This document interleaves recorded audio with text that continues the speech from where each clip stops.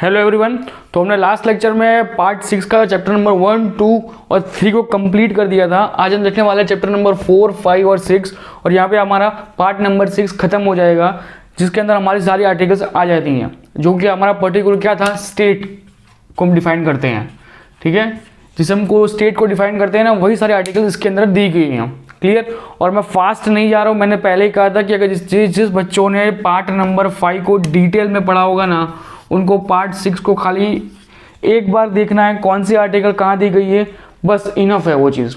अगर आपने पार्ट 5 दिल से किया है तो क्या आप दोनों में से एक कर सकते हो।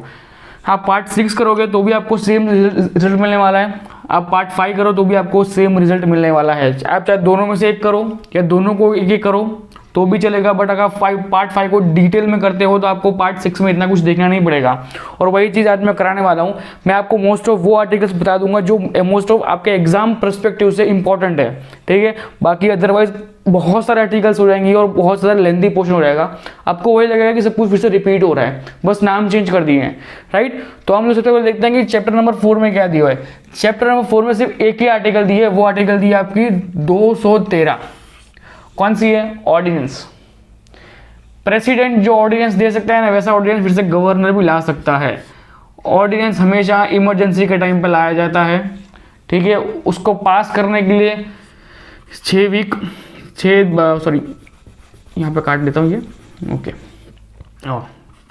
चाहिए या 42 डेज चाहिए। क्लियर, इतना होना चाहिए अगर उसको पास करना है। तो अगर उसको रिजेक्ट करना है तो क्या होगा, जैसे ही पहली मीटिंग बैठेगी या फिर पहली संसद की पहली मीटिंग होगी, उसी दिन उस चीज़ को निकाल दिया जाएगा। ये होता है ऑर्डिनेंस। और ऑर्डिनेंस हमेशा कब लाया जाता है? इमरजेंसी के टाइम पे। स्टेट के लिए कौन लाता है?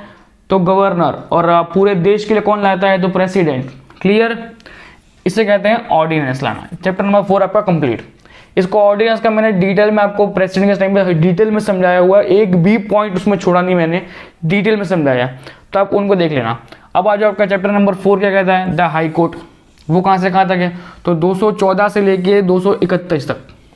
ठीक है, फिर आपका चैप्टर नंबर 6 आता है जो आपका सबऑर्डिनेट कोर्ट्स आती है, जो आपकी दूसरी कोर्ट्स आती है, जिसमें आपका मोस्ट ऑफ ये पोर्शन कवर हो जाएगा, ये सारा कवर हो जाएगा, ये वाला। क्लियर, तो वो आपकी 233 से लेके 237 तक आएंगी। क्लियर, अब आ जाओ मेन आर्टिकल्स के ऊपर जो कि आपकी इसमें दी हुई है। इनमें क्या कहा गया पता है? 214 में हाई कोर्ट का नाम दिया गया है। 214 के अंदर सबसे पहले क्या कहा है कि high court of the state, कि हर एक राज्य के अंदर एक हाई कोर्ट होगी। टोटल हाई कोर्ट कितनी है पूरे इंडिया के अंदर? तो अभी 25 हाई कोर्ट है। कितनी है? 25 हाई कोर्ट है। और उन 25 हाई कोर्ट का एक इंसान जो सबसे बड़ा होता है वो क्या होता है? तो chief justice of high court. और ये हर जगह होता है। अगर ये इंसान अहमदाबाद में है तो क्या होगा? Chief justice of Ahmedabad high court. क्या होगा? Chief justice of Ahmedabad high court. Clear, जहाँ पे हाई कोर्ट होती है वहाँ का ये जिक्र किया जाता है। तो पूरे देश के अंदर सिर्फ 25 ऐसी है जहाँ पे अपनी हाई कोर्ट है। दूसरी चीज़ कि हाई कोर्ट का वो जज बनने के लिए क्या क्वालिफिकेशन चाहिए? तो हाई कोर्ट का जज बनने के लिए क्वालिफिकेशन ये चाहिए कि आप तो जज के रूप में 10 साल काम किया होना चाहिए आपने, चाहे डिस्ट्रिक्ट कोर्ट के अंदर। कहाँ पे? डिस्ट्रिक्ट कोर्ट के अंदर। कहाँ पे? 10 साल तक आपको काम करना है। कहाँ पे? ऐसे जज के रूप में। कहाँ पे? डिस्ट्रिक्ट कोर्ट के अंदर, तब जाके आप वहाँ पे बन सकते हो। या फिर आप एडवोकेट के रूप में 10 साल काम करो हाई कोर्ट के अंदर। समझ में आया? दोनों का प्रावधान नहीं है। बट आप एक चीज़ देखो कि यहाँ पे जो लिखा है ना, ये हाई कोर्ट 10 साल, तो आप सोचोगे सर 10 साल हाई कोर्ट में जाके प्रैक्टिस कर लेंगे फिर डायरेक्ट जज बन जाएंगे। नहीं, यहाँ पे अगर आप देखो ना तो आपको डिस्ट्रिक्ट कोर्ट में भी आपको कम से कम 10 से 12 साल निकालने पड़ते हैं। उसके बाद प्लस ये 10 साल, तो कितने हुए? 20 साल के बाद आप जज की कुर्सी पर बैठ पाओगे। क्लियर, और यहाँ पे क्या होता है? 10 साल तक आपने डेप्यूटी डिस्ट्रिक्ट कोर्ट के अंदर 10 साल तक जज का काम किया, डायरेक्ट आप कहाँ जाओगे? हाई कोर्ट के जज के रूप में प्रेजेंट कर दिए जाओगे। Clear, okay. एक और चीज़ कि अगर आपको मन में भी एक और सवाल उठ रहा होगा, इस तरीके 25 को अगर 26 करना हो, मतलब एक ऐड करना हो, एक इंसान ऐड करना हो, तो वो परमिशन सिर्फ और सिर्फ एक इंसान के पास है और वो है प्रेसिडेंट। प्रेसिडेंट अगर बोल देगा कि भाई मेरे को एक बंदा ऐड करना है या एक जगह मुझे नई हाई कोर्ट खोलनी है, तो ऑटोमेटिक नई हाई कोर्ट खुल जाएगी। क्लियर, किसके हाथ में पावर है? प्रेसिडेंट में, यहाँ पे गवर्नर के हाथ में पावर्स नहीं है। तो ये एक बात याद में चला रखना कि यहाँ पे हम मोस्ट ऑफ बच्चे कंफ्यूज होते हैं कि अगर सारी हाई कोर्ट्स भी अगर इसके अंदर आती हैं तो ये पावर भी गवर्नर को दी होगी। नहीं, यहाँ पर राज्यपाल को इसकी पावर नहीं दी गई है, यहाँ पे पावर किसको मिली है, प्रेसिडेंट को पावर मिली है। क्लियर। अब आ जाओ आपका कि कुछ ऐसी केसेस होते हैं, कुछ ऐसे मुद्दे जो मैंने सुप्रीम कोर्ट में बताए थे आपको कि कुछ ऐसी केसेस होंगे जो डायरेक्टली सुप्रीम कोर्ट में आ सकते हैं, और ऐसे ही कुछ केसेस हैं जो राज्य के होंगे वो डायरेक्टली हाई कोर्ट में आएंगे। कौन कौन से होंगे, तो पहले तो एमपी वाले, एमएलए वाले और एलएमसी में जो वोट होगा ना, अगर इस वोट के अंदर कुछ भी टाइप का कांड निकलता है, कुछ भी टाइप का, एनी टाइप, कोई इलेक्शन में कुछ हुआ नहीं हुआ, कुछ पर किसी रीजन से वहां पे विवाद हो गया, कुछ हो गया, कुछ भी एनीथिंग, वो सारा उठ के कहाँ जाएगा, डायरेक्ट हाई कोर्ट में जाएगा। कहाँ जाएगा, डायरेक्ट हाई कोर्ट में। क्लियर।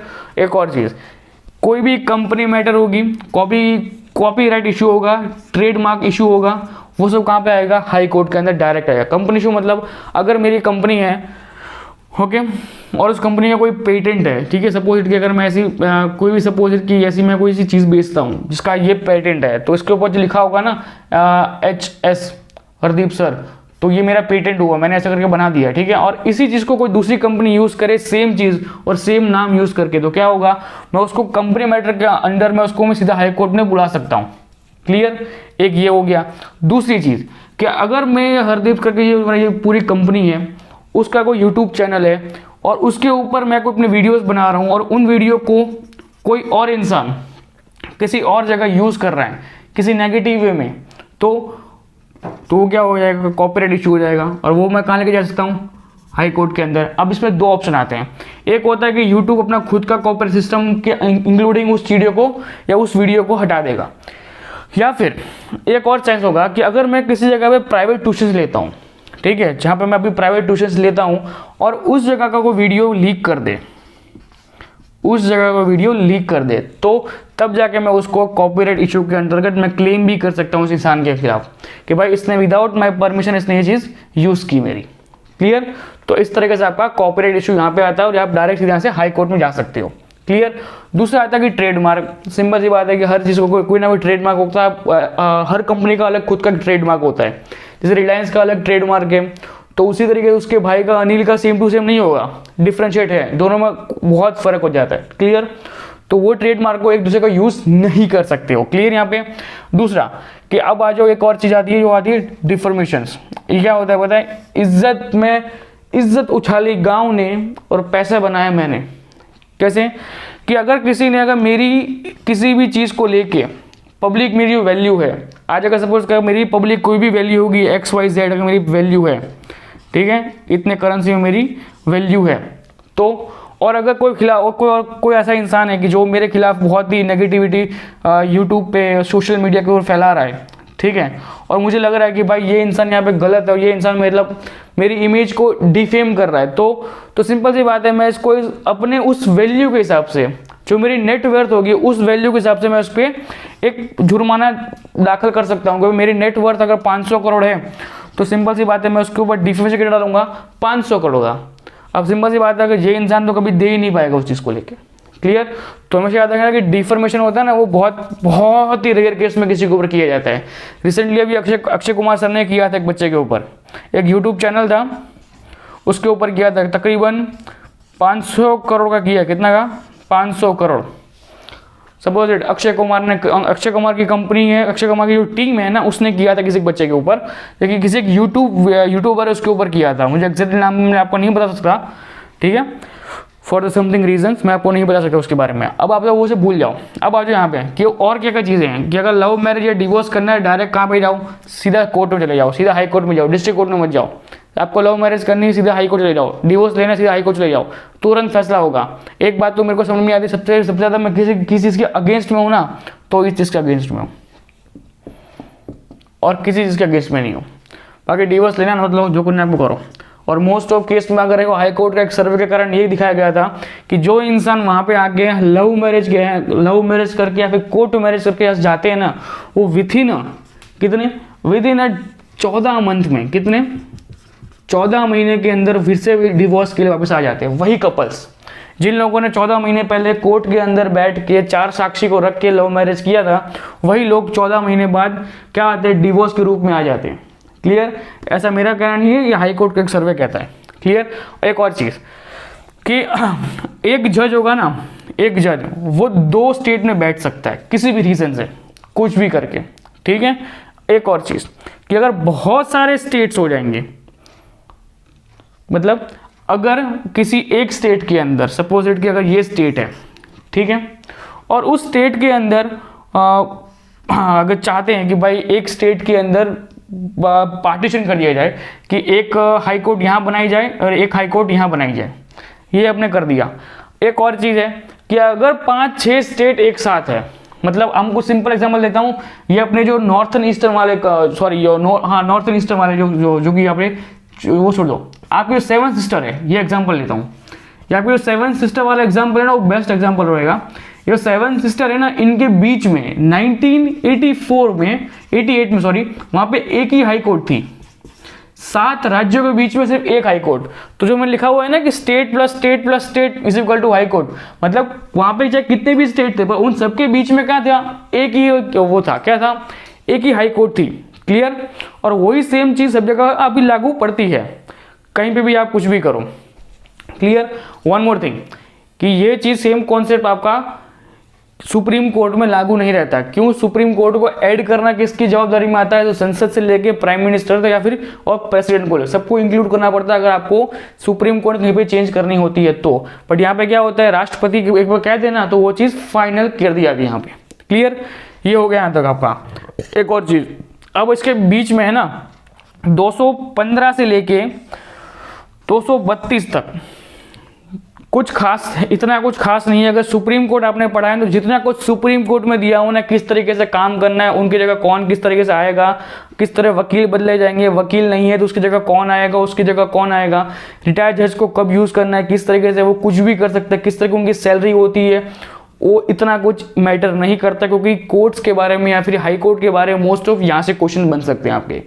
इसके अलावा भी क्वेश्चन बनते होंगे, मुझे इतना आइडिया है तो मुझे इतना मैंने आपको डिटेल में बता दिया। अभी आपको 2-3 चीज़ें और हैं जो आपको बताना चाहता हूँ, जो आपको मोस्ट ऑफ किसी जगह पे जानने को नहीं मिलेंगी। पहली चीज़ क्या मिलती है कि सुप्रीम कोर्ट और हाई कोर्ट और डिस्ट्रिक्ट कोर्ट, उन तीनों में एक प्रावधान दिया हुआ है कि यहाँ पे काम करने वाले जज या एडवोकेट, क्या है, वहाँ पे काम करने वाले एडवोकेट या जज अपनी निजी, मतलब अगर सुप्रीम कोर्ट का कोई जज है या फिर सुप्रीम कोर्ट में कोई एडवोकेट है, वो अपने नीचे हाई कोर्ट के अंदर जाके अपनी प्रैक्टिस नहीं कर सकता। प्रैक्टिस मीन्स प्रैक्टिस कह लो या फिर आफ्टर रिटायरमेंट वो वहाँ पे जाके केस नहीं लड़ सकता है, ये एक प्रावधान है। क्लियर है? यहाँ पे कौन, सुप्रीम कोर्ट का जज या सुप्रीम कोर्ट का एडवोकेट नीचे हाई कोर्ट में जाके फिर से अपना सारी की सारी प्रैक्टिस कह लो या सारा का सारा सब कुछ एनीथिंग वो नीचे की कोर्ट में नहीं कर सकता है। क्लियर? और वही सेम कॉन्सेप्ट आपका हाई कोर्ट के अंदर भी है कि हाई कोर्ट का वकील या हाई कोर्ट का जज भी डिस्ट्रिक्ट कोर्ट में जाके प्रैक्टिस नहीं कर सकता है। क्लियर? ये हो गया आपका जज को लेके। अब एक और चीज़ समझ लो, हाँ बट एक चीज़ है, क्या चीज़ है पता है, कि अगर सुप्रीम कोर्ट का जज है या सुप्रीम कोर्ट का एडवोकेट है, अगर रिटायरमेंट के बाद अगर उसको लगता है कि भाई मेरे को केसेस लड़ने हैं, तो वो उसी के समकक्ष में लड़ेगा। वो सुप्रीम कोर्ट में था और सुप्रीम कोर्ट से रिटायर हुआ तो सुप्रीम कोर्ट के अंदर ही लड़ेगा केसेस। क्लियर? अगर हाई कोर्ट का था तो हाई कोर्ट में ही लड़ेगा, डिस्ट्रिक्ट कोर्ट था तो डिस्ट्रिक्ट कोर्ट में ही लड़ेगा। क्लियर? ये प्रावधान दिया हुआ है। एक और चीज़ समझो, क्या चीज़, कि डिस्ट्रिक्ट कोर्ट में वो केस है अगर दाखिल हुआ है, याद रखना district court to district court transfer नहीं कर सकते हम लोग। समझ में आया? District court to district court हम ट्रांसफर नहीं कर सकते ना, high court to high court transfer नहीं कर सकते। ओके? एक और चीज़ होती है, डिस्ट्रिक्ट कोर्ट में कोई केस जब फंसा पड़ा होता है, उसको लगता है ना उसको हाई कोर्ट जाना है, तो वो लोग हाई कोर्ट के अंदर अपील उठाते हैं। हाई कोर्ट जब मंगवाता है केस, तब केस ट्रांसफर किया जाता है। याद रखना, हाई कोर्ट केस मंगवाता है, डिस्ट्रिक्ट कोर्ट कभी ट्रांसफर नहीं करती है। ये लिखा हुआ है स्पेसिफिक वर्ड के अंदर कि हाई कोर्ट ही हमेशा उन केसेस को मंगवाता है जो वहाँ पे अपील उठी होती है कि भाई उस जगह पे डिस्ट्रिक्ट कोर्ट के अंदर हमारे उस काम की कानूनी कार्रवाई प्रॉपर वे में नहीं की जा रही है, इसलिए हमें इंसाफ चाहिए और इंसाफ लेने के लिए आप हमारा केस को हाई कोर्ट में अपील में रूप में ऐड कीजिए। तो जब वो ऐड करते हैं ना, तब वो यहाँ से डिस्ट्रिक्ट कोर्ट से अपना केस मंगाते हैं। क्लियर। और वही सेम चीज़ होती है सुप्रीम कोर्ट में भी, कि सुप्रीम कोर्ट में भी आप जाकर अपील कर सकते हो कि भाई हाई कोर्ट का जो मुकदमा दिया हुआ है उसका निर्णय चाहे कुछ भी आ रहा है बट हमें उसको अभी अस्वीकार है, अब हम चाहते हैं कि एक बार इस पर सुप्रीम कोर्ट भी चर्चा कर ले, ये अब कर सकते हैं। क्लियर। तो मोस्ट ऑफ केसेस में होता भी है, किसी इंसान को फांसी देने के चक्कर में 12 साल निकल जाते हैं। ये अपना तंत्र है, ये हमारा लोकतंत्र कह लो या फिर ये हमारा सुप्रीम कोर्ट चलता है इस तरीके से। क्लियर। क्या हाई कोर्ट चलता है। अब सुनो, इसके अंदर दो चीज एक जो आपको मेंशन के रूप में आपको याद रखनी है ना, वो क्या रखनी है बताएं, रीट्स। जैसे सुप्रीम कोर्ट में हैबियस बंदी प्रतिष्ठीकरण जब कुछ था ना, जो 5 प्रकार की रीट थी, वही सेम 5 प्रकार की रीट आपकी कहाँ पे भी है, 226 में भी दी हुई है। क्लियर। उनके अंदर क्या दिया हुआ है कि अदर्स या फिर फंडामेंटल राइट्स, आपके मूलभूत अधिकार का भी, या फिर उनके अलावा कोई और किसी भी रीजन से आपका कुछ हानि कुछ भी होता है तो आप 226 के अंतर्गत रीट दाखिल कर सकते हो या फिर रीट को लेके आप कोर्ट में जा सकते हो। क्लियर। यहाँ तक आपको आई होप एकदम क्लियर समझे होंगे। इसके अंदर सब कुछ आपका मेन आर्टिकल सारी चीज़ें इसके अंदर मैंने ऐड कर दी हैं। अब आ जाओ आपका 233 जो कि आता है आपका चैप्टर नंबर 6 के अंदर सब कोर्ट्स, मतलब कुछ अलग से डिफरेंट टाइप की कोर्ट्स। यहाँ पे आपको कौन कौन सी कोर्ट देखने को मिलेंगी, एक होगी लोअर कोर्ट कह लो या डिस्ट्रिक्ट कोर्ट कह लो, जिसके हम कहते हैं कि डीसी। तो डीसी क्या हो गया आपका, डिस्ट्रिक्ट कोर्ट या लोअर कोर्ट। और एक चौथ आती है, एक और चीज आती है, क्या होता है, PIL, पब्लिक इंटरेस्ट लिटिगेशन। फिर आपका आता है फैमिली कोर्ट, फिर आपका आता है लोक अदालत, फिर आपका आता है ट्रिब्यूनल्स कोर्ट, फिर आता है आपका फास्ट ट्रैक कोर्ट और एक आता है आपका DM कोर्ट। इतने टाइप की आपकी अदर्स कोर्ट हैं। क्लियर। अब समझते सबसे पहले कि डिस्ट्रिक्ट कोर्ट के अंदर 2 पार्टीशन होते हैं। याद रखना, इनको अभी पढ़ लोगे ना तो आपको IPC, CRPC या एविडेंस एक्ट, इन तीनों के अंदर आपको कभी दिक्कत नहीं होगी। क्यों, आप इनको यहाँ पे समझ लोगे तो। पहली चीज कि सिविल कोर्ट्स वो कोर्ट होती है जिसके अंदर जेल नहीं होती है। दूसरी सेशन कोर्ट, जिसके अंदर जेल होती है।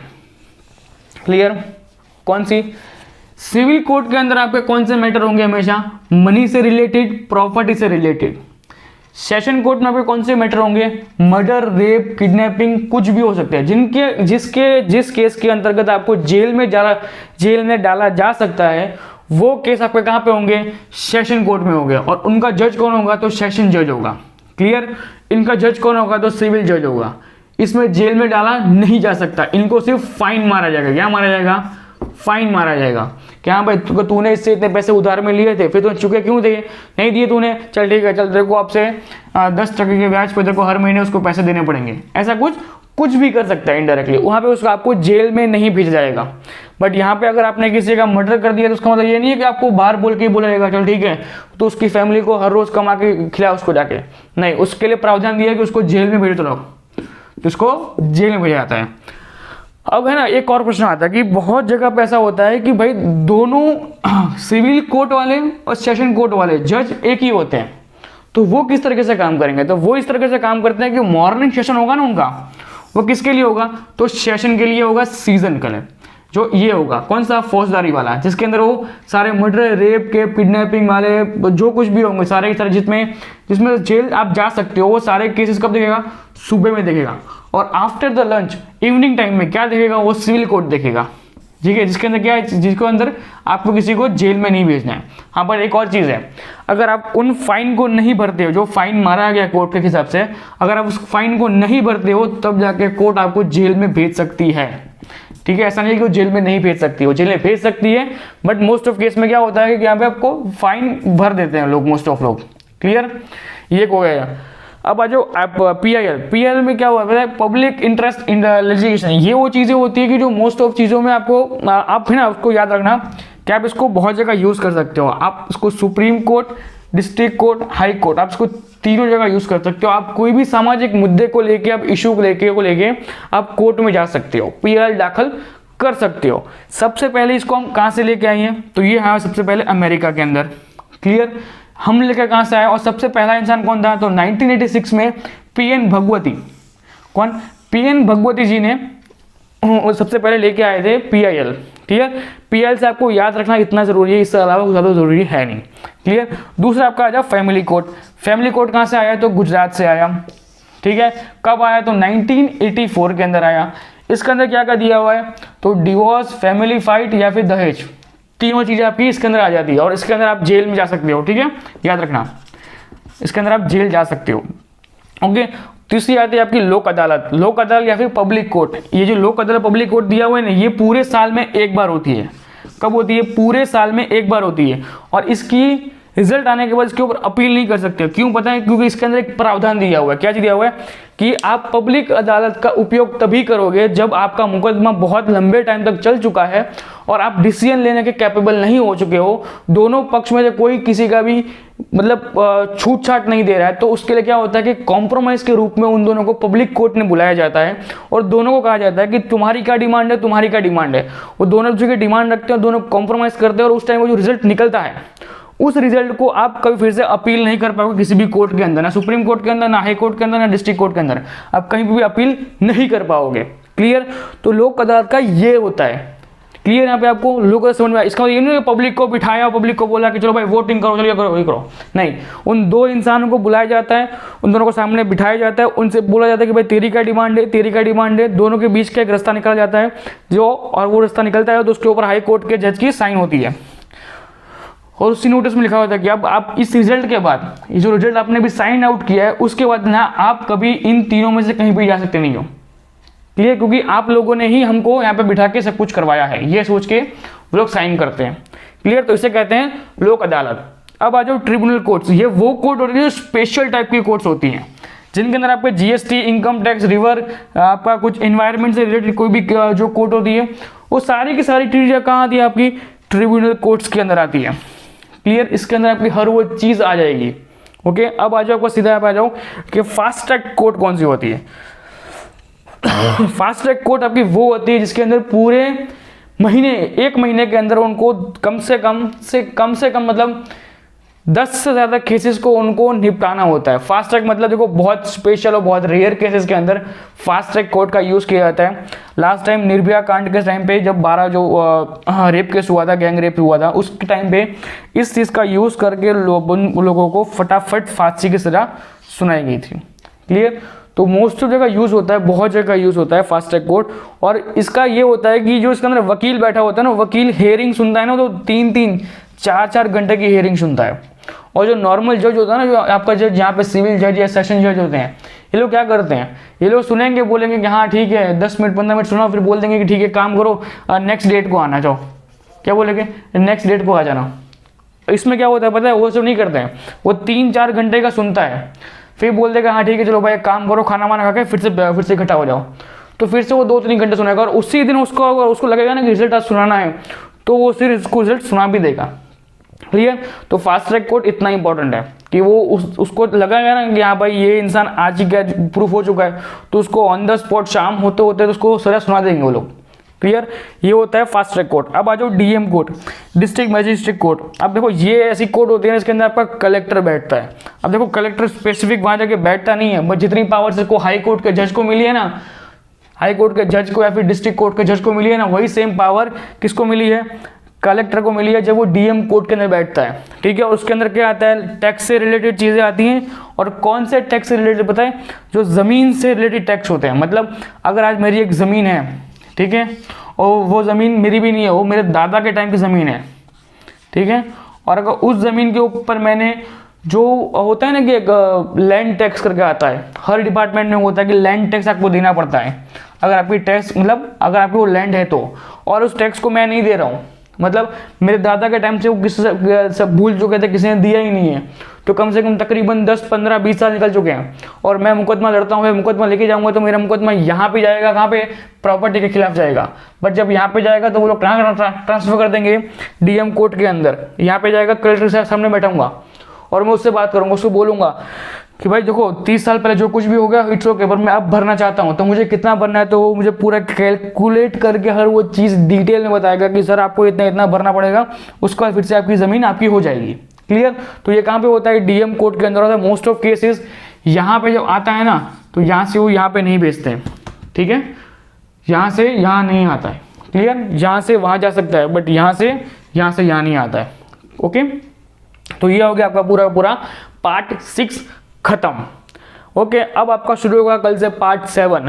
देखो फास्ट जाने की बात नहीं है, आगे आपका दिमाग में भी चल रहा होगा कि सर ने सिर्फ 3 लेक्चर्स के अंदर पार्ट 6 को पूरा खत्म कर दिया, चैप्टर नंबर 1, 2, 3, 4, 5, 6 6 के 6 के चैप्टर खत्म कर दिया और तकरीबन हमने 237 आर्टिकल्स तक हमने पूरा कंप्लीट कर दिया है। तो अब ये रही कितनी है, आपको आर्टिकल पढ़नी कितनी है टोटल पता है आपको, 398 के आसपास। ठीक है, आपको न्यूमेरिकल्स में बताऊं ना तो आपको 398 आर्टिकल्स पढ़नी है, मतलब तकरीबन आपको 400 आर्टिकल्स पढ़नी है। ठीक है, उन 400 में से हमने कितनी कर दी है लगभग, तो 237 कर दी है। ठीक है, मतलब हमने आधे से ज़्यादा आर्टिकल्स कर लिए हैं। तो हमने आधे से ज़्यादा हमने लक्ष्य को लड़ लिया है। अब बाकी क्या ना वो आपका कुछ होगा, सिर्फ आपका कुछ 50% से 60% जितना कोर्स आपका बाकी होगा, बाकी सारा आपका सब कवर हो गया इसके अंदर। ठीक है, तो आई होप आपको इसमें सब कुछ डिटेल में समझ में आया होगा। देखो मैं इसको ऊपर से नहीं बताया, मैंने आपको बहुत डिटेल में जहाँ पे आपको चीज़ जाननी चाहिए मैंने वो चीज़ें बताई आपको। ठीक है, जैसे कि आपको डिस्ट्रिक्ट कोर्ट के बारे में मैंने डिटेल में बता दिया, फिर आपका PIL हो गया, फैमिली कोर्ट, लोक अदालत, ट्रिब्यूनल्स कोर्ट हो गई, आपकी फास्ट ट्रैक कोर्ट हो गई, DM कोर्ट हो गई। क्लियर, यहाँ तक आपको आई थिंक पूरा डिटेल में समझ में आ चुका होगा।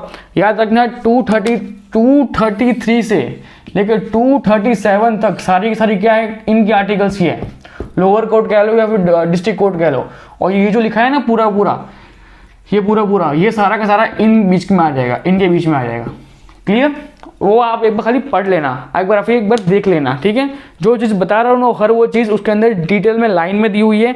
मैं लाइन में लिखता तो इस ब्लैक बोर्ड के ऊपर आता नहीं, और आएगा ना तो मेरे बहुत छोटे छोटे शब्द में आएगा। देखो ये बहुत छोटे लिखा हुआ है ना, उस वर्ड में आएगा, तो उस वर्ड में कैमरे में आपको दिखेगा नहीं। क्लियर, तो कुछ रीजंस होते हैं, कई बार मैं कुछ चीज़ें अवॉइड करता हूं, बट उन अवॉइड के चक्कर में आपका मैं मटेरियल नहीं मतलब जो कॉन्टेक्स्ट होता है ना वो उसको गायब नहीं कर रहा हूं, मैं पढ़ा रहा हूं तो एग्जैक्ट पॉइंट टू पॉइंट पढ़ा रहा हूं। क्लियर, तो यहाँ पे आपका पार्ट 6 खत्म हो चुका है। मिलते हैं नेक्स्ट लेक्चर में पार्ट 7 के साथ। जय हिंद।